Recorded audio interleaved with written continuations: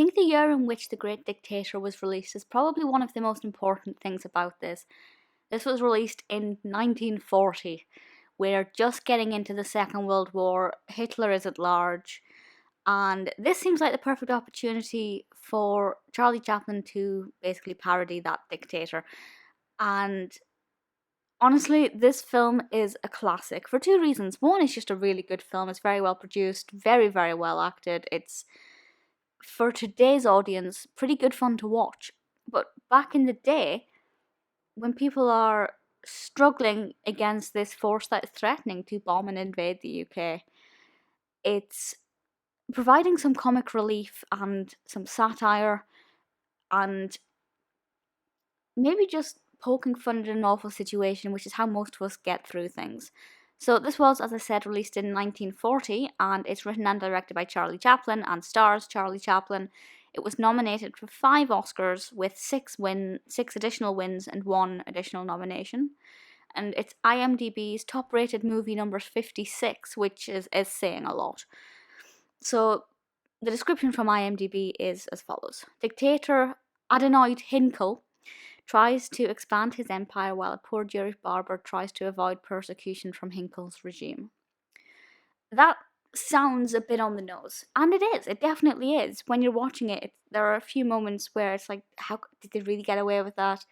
But it's also important to remember that Jewish sentimentality in the UK wasn't quite the same as it is now, although one could argue that we still have a long way to go.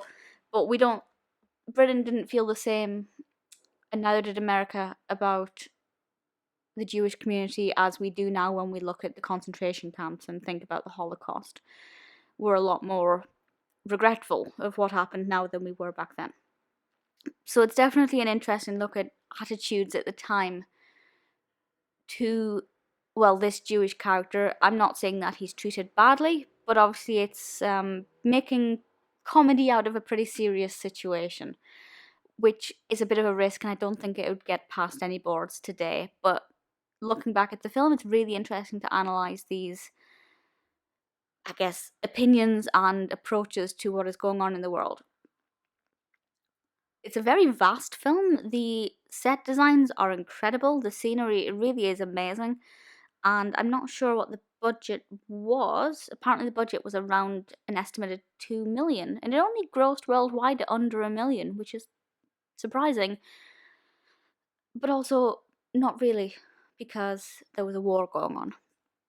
The film is great, and the fact that the character is called Adenoid Hynkel, brilliant name, makes it blatantly obvious who this is parodying. Obviously, Chaplin plays Hynkel, and he also plays the Jewish barber, so he's kind of taking on both roles of antagonist and protagonist, and he does it exceptionally well.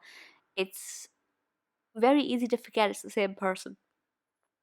The narrative develops pretty well. It's pretty easy to follow what's going on. It's quite a long film. I think it's like 2 hours or something. We have other characters in here who you'll recognize, who are being parodied, and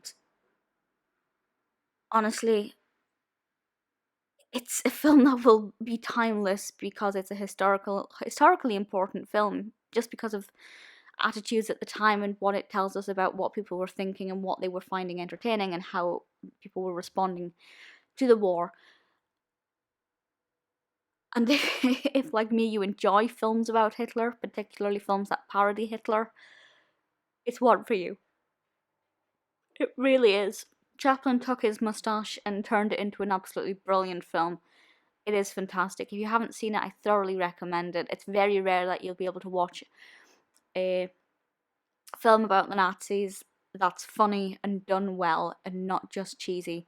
The Great Dictator is definitely one, and I cannot recommend it enough.